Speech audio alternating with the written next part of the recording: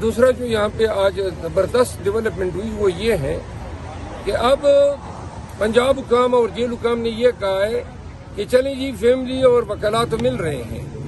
لیکن جو رفقائے کار ہیں یا جرنل وزٹرز ہیں،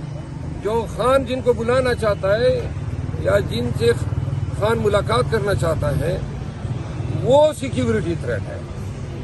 تو آج عدالت میں یہ گزارش کی تو عدالت نے اتفاق کرتے ہوئے قرار دیا کہ اگر جیل جانا اندر سیکیورٹی تھریٹ ہے تو بغیر جیل جائی ملاقات کرائیں، یعنی کہ آن لائن ملاقات ویڈیو کانفرنسنگ کے ذریعے وہ آج لاؤ ہو گئی ہے۔ تو لہذا اب ہم پنجاب حکومت کو یہ بتانا چاہتے ہیں کہ آپ کے اس حکم نامے کا بھی احترام ہو گیا۔ اب پاکستان بھر میں